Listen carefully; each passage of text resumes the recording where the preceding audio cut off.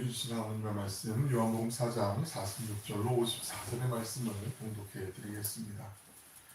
예수께서 다시 갈릴리 가나에 이르시니 저는 물로 포도주를 만드신 곳이라. 왕의 신하가 있어 그의 아들이 가버나움에서 병들었더니 그가 예수께서 유대로부터 갈릴리로 오셨다는 것을 듣고 가서 청하되 내려오셔서 내 아들의 병을 고쳐주소서 하니 그가 거의 죽게 되었습니다. 예수께서 이르시되 너희는 표적과 기사를 보지 못하면 도무지 믿지 아니하리라. 신하가 이르되 주여 내 아이가 죽기 전에 내려오소서. 예수께서 이르시되 가라 내 아들이 살아있다 하시니 그 사람이 예수께서 하신 말씀을 믿고 가더니 내려가는 길에서 그 종들이 오다가 만나서 아이가 살아있다 하거늘 그 낫기 시작한 때를 물은즉 어제 7시에 열기가 떨어졌나이다 하는지라. 그의 아버지가 예수께서 내 아들이 살아있다 말씀하신 그때인 줄 알고 자기와 그 온 집안이 다 믿으니라. 이것은 예수께서 유대에서 갈릴리로 오신 후에 행하신 두 번째 표적이니라. 아멘. 복된 주님의 날 함께 예배드리니 기쁨이 되는 줄로 믿습니다. 환절기 감기도 걸리시고 도움도 약해지시는데 건강 유념하셔서 행복한 한 주간 또 누리시길 바라고요. 우리가 살펴보는 요한복음 그 복음이 마치 사도행전에서 너희는 온 유대와 사마리아 땅끝까지로 복음이 증거되는 것처럼 그렇게 명하신 것처럼 1장 8절에 오직 성령이 너희에게 오신 너희가 권능을 받고 예루살렘과 온 유대와 사마리아 땅끝까지로 내 증인이 되리라 예수님 말씀하신 것처럼 마치 사마리아와 그리고 유대 사람들 그리고 유대 사람들과 사마리아 그리고 이방으로 복음이 확산되는 것 같은 그런 느낌을 지금 받게 하거든요. 무슨 말씀이냐면 우리가 앞서 살펴본 요한복음 3장에 유대인을 대표한다고 할 수 있는 그 랍비 중에 니고데모가 있었잖아요. 니고데모. 그리고 니고데모를 통해서 예수님이 거듭남 아노센에 대해서 말씀을 해주셨어요. 그러면서 제자들이 비로소 예수님을 믿더라라는 말씀 나오거든요. 유대인들이 이제 예수님을 믿기 시작하는 거예요. 그리고 4장에 지난 시간에 우리가 보셨지만 전반부에 보시면 사마리아 지역, 유대는 아래쪽에 있고 사마리아는 그 중간쯤에 있고 위쪽에 이제 그 갈릴리 지역이 있는데 그 중간에 사마리아 땅이 있는데 사마리아 사람들을 상종도 안 하는 개 돼지만도 못한 인간으로 취급하는 유대인들의 정서를 지난 시간에 말씀을 드렸는데 사람들이 아무리 급해도 그 지름길로 가지 않고 돌아서 가는 유대인들의 그 관습. 그런데 예수님이 파격적으로 내가 사마리아를 통과해서 저 사마리아로 지나가야 하겠는지라고 제자들이 깜짝 놀라게 되죠. 그리고 수가라고 하는 그 마을에 그 성에 야곱의 우물로 명명되어 있는 실제 있는 야곱의 우물에서 한 여인을 만나게 돼요. 이 사마리아의 여인 무기력해지고 인생에 소망이 없고 앞으로 살아갈 어떤 희망이 없는 그 여인을 만나시고 그에게 영원히 마르지 않는 생명, 영원한 생명을 허락해 주시고 그의 목마름을 해결해 줄 뿐만 아니라 그 여인의 삶이 완전히 뒤바뀌게 되죠.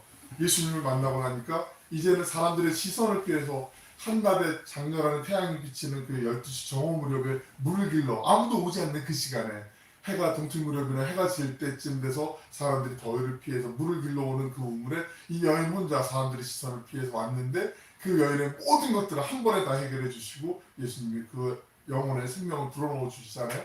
그리고 이 여인이 담대하게 그 성으로 가서 수가성에 가서 여러분 우리가 생각하던 우리가 기대하던 그 메시아가 바로 여기 오셨어 하면서 사람들에게 복음을 전해요. 그리고 사마리아 사람들이 예수를 믿더라라는 게 지난 시간에 우리가 봤던 말씀의 내용이고요.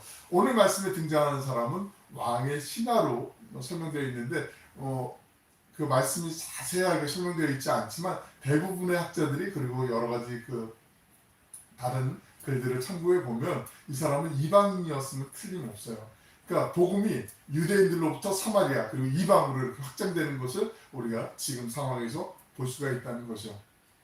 그게 나 무슨 상관이냐 이렇게 생각하시면 안 되고요. 예수님의 복음은 하나님의 복음은 그 어느 누구에게도 예외 없이 다 임해야 된다는 것을 우리에게 또 한번 생각나게 하는 말씀이거든요. 오늘 왕의 신하가 예수님을 찾아온 장면이 우리에게 다시 주는 그 은혜가 무엇인지를 한번 살펴보려고 합니다. 본문 46절 47절 말씀 같이 한번 읽어보실게요. 시작. 예수께서 다시 갈릴리 가나에 이르시니 전에 물로 포도주를 만드신 곳이라. 왕의 신하가 있어 그의 아들이 가버나움에서 병들었더니 그가 예수께서 유대로부터 갈릴리로 오신다는 것을 듣고 가서 청하되 청하되 내려오소서 내 아들 병을 고쳐주소서 하니 하니 그가 거의 거의 죽게 되었습니다. 아멘. 지금 이 사람의 신분이 뭐였죠? 왕의 신하. 정확하게 뭐 이 사람이 뭐 어떤 직분에 있는지는 모르겠지만 그래도 꽤 높은 직이었으면 우리가 짐작해 볼 수가 있잖아요. 그런데 지금 여기서 묘사되는 것은 왕의 신하임을 나타내기보다는 지금 아들이 병들었어요. 얘가 지금 오늘 내일 지금 막 그 생사의 갈림길에서 지금 고통받고 있는 거라는 거죠. 이 아이를 빨리 살리고 싶어하는 그 갈망으로 가득 차 있는 쥐푸라기라도 잡고 싶어하는 그 부모님의 마음, 그 심정으로 지금 묘사되어 있는 거죠. 왕의 신하이긴 하지만 지금 이 한 생명을 살리고 싶어서 막 소문을 해보고 여러 가지 상황으로 아마 백방으로 다 뛰어다녔겠죠. 어디 용하다는 의사가 있으면 빨리 그 사람을 불러오려고 힘도 썼을 거고 좋다는 약들은 다 아마 써봤을 거란 말이죠. 정말 우리가 사는 나라에서 제발 하는 그 간절한 마음으로 이렇게 가족 중에 누구 아는 분 중에 아픈 분 계시면 그렇게 뭐 누구도 어쩔 수 없이 그게 당연하다고 생각해서 이렇게 간절함을 표현하는 행동들이 있잖아요. 그거 우리 경험적으로 알고 계시고 이미 다 그 마음을 아마 아실 거예요. 자녀를 향한 부모님의 사랑도 그렇고 가족 중에 또 누가 또 그럴 수도 있고 아니면 또 부모님이 그러실 때 그런 마음, 간절한 마음, 안타까운 심정 잘 이해할 수가 있을 텐데 왕의 신하가 놀라운 기적, 오늘 말씀 마지막 절에 보면 갈릴리에서 두 번째 표적을 행하셨다고 그랬잖아요. 물이 포도주로 바뀌는 사건이 있었고 예수님이 또 6월절 그 절기에 큰 기적을 행했다는 소식을 다른 사람들, 이 예루살렘 쪽은 좀 아래쪽이고 갈릴리는 위쪽이니까 다른 일반 민초들은 잘 몰랐다 하더라도 왕의 신하 정도 되면 정보는 있거든요. 어떤 사람인데 저 사람 좀 예의주시해야겠는데 저 사람은 위험한 인물이 될 수도 있어. 아니면 우리에게 도움을 줄 수도 있는 인물일 거야. 잘 살펴봐 하면서 아마 그 안에는 소문이 퍼졌을 거란 말이죠. 그런 예수님이 왔다면 내 아들을 지금 살릴 수도 있지 않을까 하는 신학 같은 희망. 한 줄기를 찾아서 지금 예수님을 찾아서 온 거죠. 47절을 보시면 그가 예수께서 유대로부터 갈릴리로 오셨다는 것을 듣고 가서 청하되 웬만한 이 정도 높이에 되면 자기 부하들 있잖아요. 밑에 하인들 시켜가지고 여봐라 가서 정중하게 모셔오너라 빨리 와야 된다. 뭐 이러면서 막 사람들 몇 명 보낼 수도 있을 텐데 그가 급히 달려왔대요. 근데 상황을 보면 아마 동틀 무렵에 이 사람이 무슨 연유인지 모르지만 열심히 달리듯이 뛰어서 걸어서 막 이렇게 예수님께 찾아간 거죠. 아랫사람을 보내지 않고 자기가 직접 갔어요. 한번 지도를 한번 보실까요? 오른쪽이 이스라엘의 그 지도 지금 모습이고 왼쪽이 좀 확대한 건데 저 중간에 있는 물 있는 곳이 그 우리가 갈릴리 호수이고요. 위로부터 흐르는 강이 밑으로 흐르는 강이 요단강이라고 하죠. 예루살렘이 제일 아래쪽에 있잖아요. 그 밑에 사해가 있고요. 베들레헴 위에 예루살렘이 있고 그 중간에 수가라고 하는데 거기 사마리아 땅 지역이란 말이죠. 사람들이 이렇게 쭉 올라가서 있는데 거기 사마리아 안 거치려고 이렇게 돌아서 이렇게 간단 말이에요. 저 왼쪽으로 해안가 쪽으로든지 이렇게 오른쪽으로든지 그렇게 올라가는데 저 위에 가버나움이 있고 그 아래 가나라는 데가 있어요. 지금 이 왕의 신하의 아들이 가버나움을 지금 아파하고 오늘 내일하고 신음신을 앓고 있단 말이에요. 열병이 난 거예요. 근데 저 가나까지 가는 길이 대략 한 26에서 30km 정도 되거든요. 그러니까 빠른 걸음으로 가더라도 한 6시간 정도 걸리는 거리예요. 근데 지금 지형으로는 잘 안 나와 있지만 힌트. 그 갈릴리 호수가 있잖아요. 물은 높은 데서 낮은 쪽으로 아래로 낮은 데로 내려가잖아요. 그러니까 바꿔 말씀드린 가버나움에서 가나가 왼쪽에 있잖아요. 저희가 조금 오르막길이에요. 막 경사도 있고 막 올라가야 된단 말이죠. 그러니까 오르막길을 6시간 정도 가야 되면 이건 정말 숨을 헐떡이지 않고는 가지 못하는 그런 상황으로 긴박하게 지금 막 달려가듯이 막 그렇게 오르막 트레킹을 하는 거 이상으로 그렇게 갔다라는 거 우리가 그걸 좀 참고하고 가는 거죠. 그리고 47절에 다음 절 보시면 청하되라는 단어를 한번 좀 잘 눈여겨보셔야 되는데 이게 간청하는데 정중하게 한두 번 부탁하고 좀 들어주시죠. 이게 아니라 정말 막 바지가랑이를 붙잡고 막 끈질기게 매달리는 거예요. 저를 차라리 죽이세요 막 이러면서 막 매달리고 예수님 절대 안 돼 들어주셔야 돼요. 제발 좀 막 이러는 거죠. 근데 이 사람이 누구라고요? 왕의 신하. 이 사람의 신분이 꽤 높잖아요. 주변에 사람들이 많이 있을 거 아니에요. 좀 있을 거 아니에요. 제자들을 비롯한 사람들이 있을 거 아니에요. 그 신분 생각하면, 체면 생각하면 도저히 할 수 없는 거거든요. 우리가 성경을 읽을 때 그냥 이렇게 쭉쭉 넘어갈 수도 있지만 지금 이 사람은 지금 뭐 정말 보이는 게 없는 그런 간절함으로 예수님 앞에 절박하게 지금 매달리고 있는 거예요. 어찌 보면 우리가 주님 앞에 기도할 때 하나님 인격으로 만나시는데 우리 인격적으로 한번 대화하시죠. 이렇게 할 때도 있거든요. 약간 좀 기도는 해야겠고 양심상 그래서 찔리지 않게 좀 해야지. 근데 그게 아니라 정말 그 간절함. 예수님이 근데 놀랍게 복음서에 보시면 마태, 마가, 누가, 요한 뭐 다 복음서에 공이 그래요. 이방인이건 유대인이건 상관없이요. 네 믿음이 너를 구원하였느니라. 내가 믿은 대로 될지어다. 이렇게 말씀하세요. 다른 거 안 보시고 우리의 믿음, 그 간절함, 그 절박함을 주님이 보시죠. 하나님은 사람의 마음의 중심을 보신다고 하셨잖아요. 그게 끈질기게 요청하는 것. 어쩌면 예수님이 아시면서도 일부러 살짝 테스트하신 거 아닌가 그런 생각도 들기도 해요. 이 사람이 정말 그 순전한 마음으로 자녀를 살리고 싶은 그런 마음. 그런데 예수님의 방법은 사람의 방법과 달라요.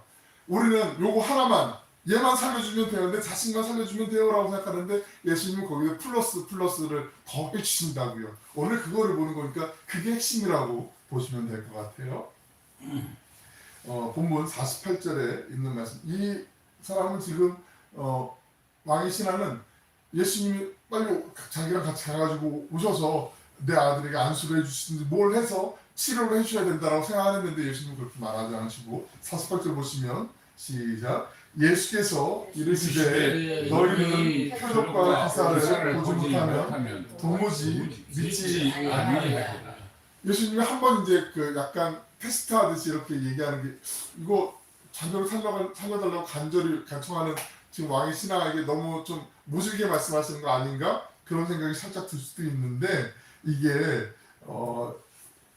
예수님이 왕의 신하에게만 이렇게 얘기하는 것도 아니고 그 왕의 신하가 믿음이 좀 성장하기로는 어떤 복선도 있지만 그 주변에 너희는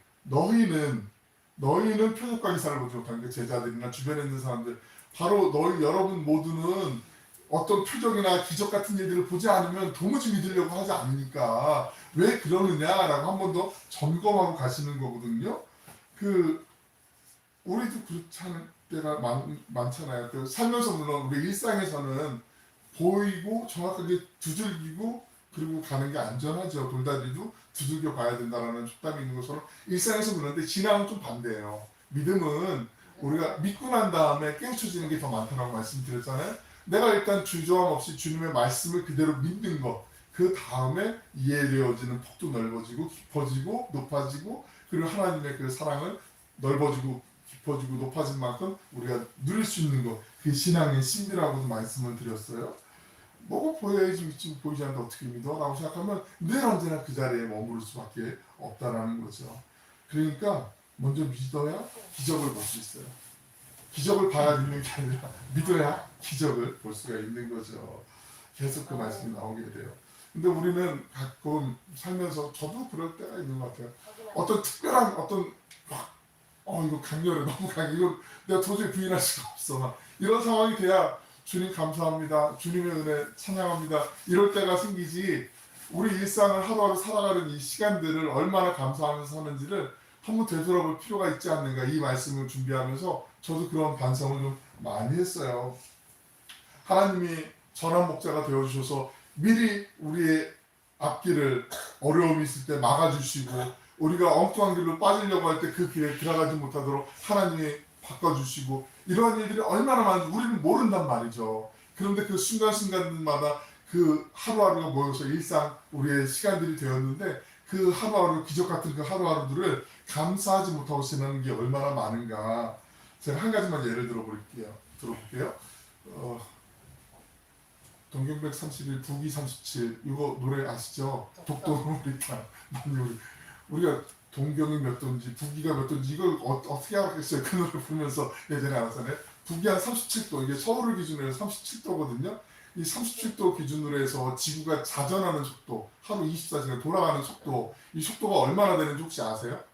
그럼 별로 궁금하지 않으셨잖아요. 저도 어떤 게 좋을까 하도 뭐 별 얘기도 많이 하고 막 그러니까 한번 말씀을 드리려고 찾아봤는데 하루 이렇게 자전하는 속도가 37, 북극 쪽하고 남극 쪽하고는 조금 더 빠르고 여기는 좀 더 이제 넓으니까 37도는 좀 덜한데 1380km예요. 시속 1380km. 그 정도는 내가 138km가 아니라 시속 1380km. 그러니까 이게 어느 정도 속도냐면요. 웬만한 비행기 속도의 2배, 3배 되는 속도예요. 우리가 전투기, 빠른 전투기를 그 속도를 표시할 때 마하 1.0, 마하를 뚫었습니다. 뭐 마하 2.0, 막 이렇게 얘기하잖아요. 근데 마하는 음속이거든요. 소리가 1초에 빵 하고 지나가는 속도가 1초에 340m거든요. 1초에 초속이 340m예요. 그럼 마하가 시속으로는 1220km 정도 되거든요. 그러니까 마하 1220km니까 1338km면 이거보다 훨씬 더 빠른 거예요. 우리가 지금 돌아가는 속도가. 지금 자전만 하는 게 아니라 공전도 하잖아요. 1년에 한 번 태양을 중심으로 돌잖아요. 이 공전하는 속도는 얼마쯤 되는지 아세요? 10만 7천 km, 10만 7천 km. 자전 속도의 약 70배 정도가 되는 거예요. 70배. 이 정도는 별로 눈 하나 깜짝 하나 놀라지도 않으시면 이게 가늠이 안 되잖아요. 우리가 그 비행기 한번 타도 비행기 막 이륙할 때 막 괴물 울면서 팍 하고 날아가는데 오오 막 이렇게 딱 뜨잖아요. 그리고 내릴 때도 그렇고 그 속도를 우리가 어우 너무 빠른 거 아니야 겁나고 막 이럴 때가 있는데 그거에 몇 배, 몇십 배 이상 되는 속도를 다 지금 막 지구가 움직이고 있는데 얼마나 큰 에너지가 필요하겠어요. 그럼 어마어마한 소리가 나겠죠. 근데 우리 소리 못 듣잖아요. 하나님이 가청 주파수라는 걸 만들어 놓으셔서 너무 높은 소리, 너무 낮은 소리는 못 듣게 만들어 놓으셨어요. 우리 몸이 느끼지 않도록 평형 감각을 유지할 수 있도록 중력에 이끌림 받아서 적당히 땅에 잘 발붙이고 살아갈 수 있도록 하나님이 만들어 놓으신 거 아니고서는 도저히 이게 설명이 안 되는 거잖아요. 그렇잖아요. 우리가 과학적으로 뭐 달에도 가고 화성도 탐사하고 지구 이주 계획을 위해서 스페이스X가 막 여러 번 시험을 하고 해도 계속 풀어야 될 난제들이 많은데 사람의 영역으로는 풀어갈 숙제들이 참 많이 있는데 이게 우리가 일상에서 날마다 내리는 우리가 호흡하는 거 이 공기도 마찬가지고 하나님의 은혜가 아니면 설명이 안 되는 건데 이게 정말 당연하게 당연한 걸로 생각할 때가 많이 있다는 거죠. 한번 점검해 보는 거죠. 그래서 감사하는 마음이 있으면 감사가 점점 풍성해지고 불평하는 마음이 있으면 불평이 점점 많아진다는 걸 잘 알고 있는데 19세기의 영국 유명한 부흥사 중에 찰스 스펄전 목사님이 계세요. 이 목사님이 감사에 대해서 이렇게 표현했는데 우리 같이 한번 읽어보실까요? 찰스 스펄전 목사님의 감사 한번 다음 장 잘 보이세요? 잘 안 보이시면 제가 크게 읽어드릴게요. 촛불을 보고 시작. 촛불을 보고 감사할 줄 아는 사람에게 하나님의 별빛을 주신다. 별빛을 보고 감사할 줄 아는 사람에게 하나님의 달빛을 주시고 달빛을 보고 감사할 줄 아는 사람에게 하나님은 햇빛을 주신다. 또한 햇빛을 보고 감사할 줄 아는 사람에게는 하나님의 천국의 빛을 주신다. 아멘. 감사가 점점 늘어나고 풍성해지고 하나님의 은혜를 영광을 누릴 수 있는 거 정말 날마다 감사할 수 있는 거 이게 얼마나 중요한지 다시 한번 점검해 보는 거지요. 본문 49절에 있는 말씀 같이 한번 읽어보겠습니다. 49절 시작. 신하가 이르되 주여 내 아이가 죽기 전에 내려오소서. 왕의 신하는 예수님이 너희는 어떻게 표적과 기사를 보지 않으면 도무지 믿지 않으려고 해 라고 48절에서 말씀하시고 그래서 주님 오셔야 돼요 라고 얘기하는 건 지금 이 왕의 신하가 다른 분별력이나 어떤 균형 감각보다는 그냥 딱 하나 이 아들 좀 살려주세요 이거 하나 때문에 그 수로보니게 여인의 이야기도 나오잖아요. 제 딸을 좀 살려주세요. 이스라엘의 택한 족속 외에는 뭐 걔들에게는 부스러기도 없어. 그 부스러기라도 좋은 저에게 좀 주세요. 자존심 막 망가지는 그런 말씀을 하시는데도 끈질기게 청했던 그 수로보니게 여인처럼 예수님 앞에 간청하는 그 믿음을 주님이 또 체크해 보시고 낳기만을 바라는 그 마음을 보시고 주님께서 이 아이를 낳게 해주세요. 예수님은 끈기 간청하는 걸 중요하게 여기신다는 걸 다시 한번 확인시켜 드리는 거고요. 50절 말씀 읽어보실게요. 시작. 예수께서 이르시되 가라 내 아들이 살아있다 하시니 그 사람은 예수께서 하신 말씀을 믿고 가더니 이게 참 놀라운 게요. 가라 내 아들이 살아있다. 예수님이 이렇게 말씀하셨어요. 근데 이 사람이 예수께서 하신 말씀을 믿고 가. 삐져가지고 가는 게 아니라 믿고 간 거예요. 믿고 주님이 오셔야만 될 거라고 생각했는데 와서 좀 어떻게 쓰다듬어 주시나 안수를 해주시나 뭐 해야 되는데 어떻게 하시지? 근데 예수님을 만나고 예수님의 말씀을 듣고 아 이분 말씀이면 되겠구나라는 확신이 들었던 거죠. 그 믿음을 갖고 간 거죠. 여기까지 내가 6시간 고생하서 여기까지 왔는데 지금 예수님 나를 이렇게 푸대접할 수가 있나? 내가 이 권세로 한번 혼을 내볼까? 막 이런 마음이 들 수도 있을 텐데 그게 아니라 믿고 그 말씀을 믿고 갔다라고 얘기하는 거죠. 예수님의 이 말씀 풀어보면 이런 거예요. 나는 네가 바라는 대로 하진 않을 거야. 하지만 내 아들이 나으리라는 말은 할 거야. 내가 내 말을 믿으면 표적을 볼 것이야 라고 확실하게 말씀을 해주시는 거죠. 가라 내 아들이 살아있다. 이 말씀을 듣고 더는 고집하지 않고 순종하면서 가는 거죠. 이게 정말 예수님의 탁월한 어떤 인도하심 아닌가 싶어요. 우리도 때로는 주님께서 이게 맞을까요? 주님께 막 기도해도 잘 응답도 없는 것 같고 막 이렇게 갈등할 때 그때 하나님이 어느 순간인가 보여주신 사인이 있어요. 근데 그건 내가 원하는 대답이 아닌 것 같고 그냥 주님께서 이 마음을 주시는 것 같아요. 그때 우리에게 필요한 건 믿음. 그죠? 믿음. 이게 주님의 뜻인가 보다. 순종하고 가고 그러다 보면 그 속에 평안함이 생길 때가 있거든요. 100% 주님이 주시는 마음이에요. 근데 그래도 이건 조금 잠깐만 머무시고요. 요걸로 한번 제가 해볼게요. 근데 그게 자꾸 그 길이 좀 꼬이는 것 같고 자꾸 불안한 것 같고 초조해지고 막 이러면 그때 그 길에서 멈춰야 돼요. 그건 주님이 기뻐하시는 길이 아니기 때문에 자꾸 엉뚱한 방향으로 가는 게 아니고 방향을 돌이켜야 되는 거죠. 우리의 마음을 발길을 얼굴을 돌이키고 주님이 원하는 대로 가는 거죠.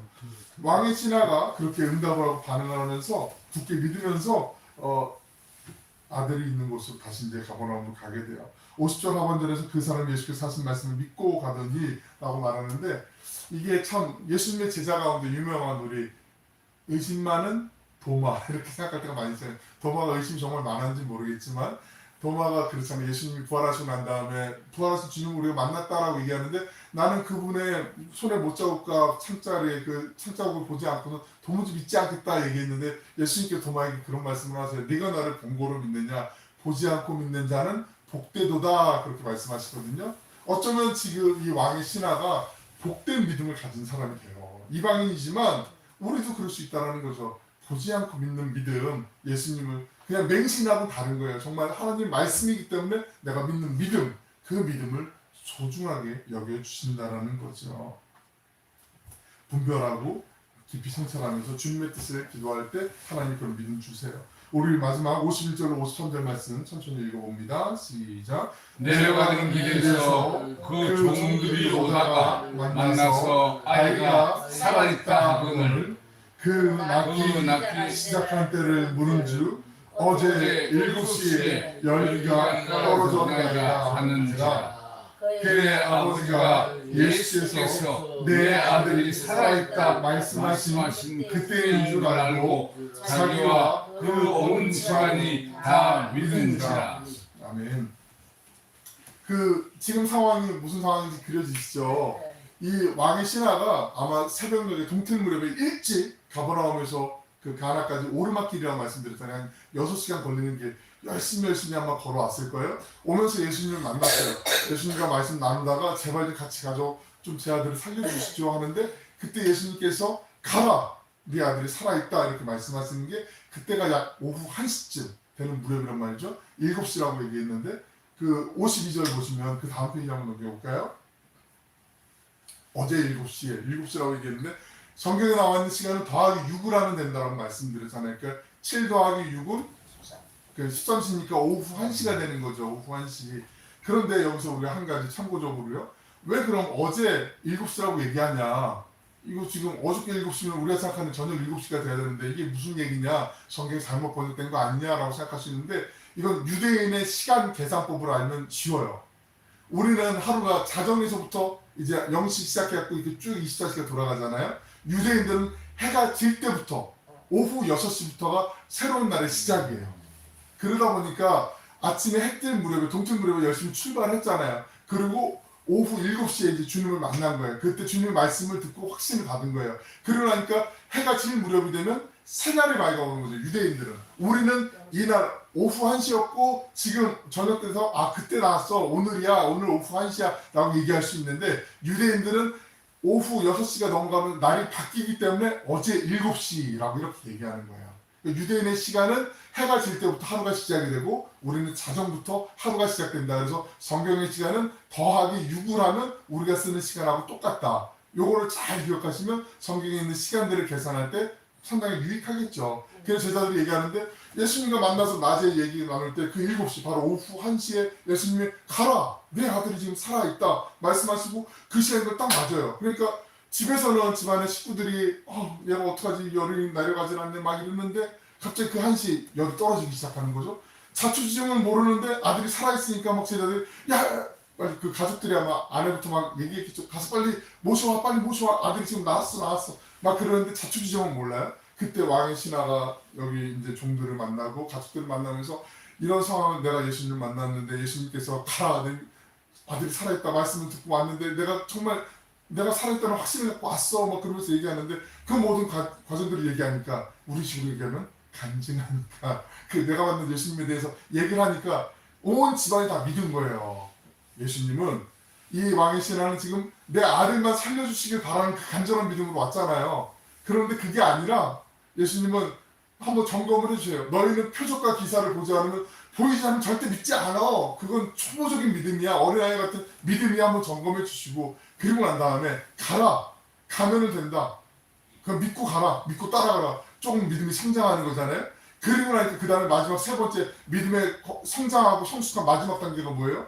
그 사람을 통해서 그 사람이 만난 예수님을 사람들이 소개를 받고 나니까 온 집안이 다른 사람들이 믿게 되는 그 복음이 이렇게 넓게 확장되는 내가 예수님을 만나고 나서 하나를 기대했는데 예수님은 하나가 아니라 나뿐만 아니라 온 집안의 사람들을 믿음의 사람으로 변화시켜 주시는 그 놀라운 역사를 만들어 주시는 거죠. 사마리아 여인도 마찬가지였잖아요. 그 여인이 변하고 예수님 만나고 나니까 사마리아 수가성에 있는 온 사람들이 예수님을 믿게 되는 아름다운 일들이 나타난 것처럼 복음의 능력이 그런 거죠.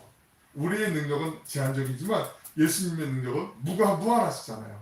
주님은 말씀으로 천지를 창조하신 하나님이시고 우리에게 모든 것을 허락해 주시는 하나님이시기 때문에 그래서 우리가 그 주님을 믿는 믿음 우리가 날마다 문제 앞에 설 때 믿음으로 기도하고 주님 앞에 구하는 거 참 중요한데 그 믿음의 성장과 성숙을 위해서도 오늘 이 왕의 신하의 모습을 우리가 좀 타산지석 삼아서 본보기 삼아서 주님 저도 제 마음이 생각이 앞서고 제 이해가 안 될 때 답답할 때가 많이 있지만 그럼에도 주님이 언제나 선하시기에 그 선하심을 믿고 기도하며 나아가겠습니다. 하나님의 뜻 가운데 아름답고 복된 열매를 맺게 하여 주실 줄로 믿습니다. 그 믿음으로 기도하면 하나님 반드시 이런 기쁨의 은혜를 우리에게도 허락해 주실 줄로 믿습니다. 아멘. 주님을 향한 순전한 믿음을 더욱 갈망하면서 감사의 마음속에 주님의 풍성한 사랑과 은혜를 누리시는 우리 모두가 되길 주님의 이름으로 축원합니다. 아멘. 기도하겠습니다. 사랑하고 풍성하시고 자비로우신 아버지 하나님, 일상에 주어진 주님의 기적 같은 시간들에 감사하기보단 내 기준에 부합하는 것을 들어주셔야만 감사했던 연약함을 주님 앞에 내려놓습니다. 주님, 저희의 믿음이 날마다 주님을 믿고 따르며 순종하는 가운데 살아계신 주님을 삶으로 증거하는 믿음이 되게 하여 주시옵소서. 사랑하는 가족과 이웃, 지인들에게 그리고 우리에게 허락하신 삶의 현장에서 믿음으로 당신의 나라를 이루어갈 수 있도록 힘과 용기와 하늘의 지혜로 함께하여 주시옵소서. 감사를 드리오며 사랑이 많으신 예수님의 이름으로 기도 올려옵나이다. 아멘. 아멘.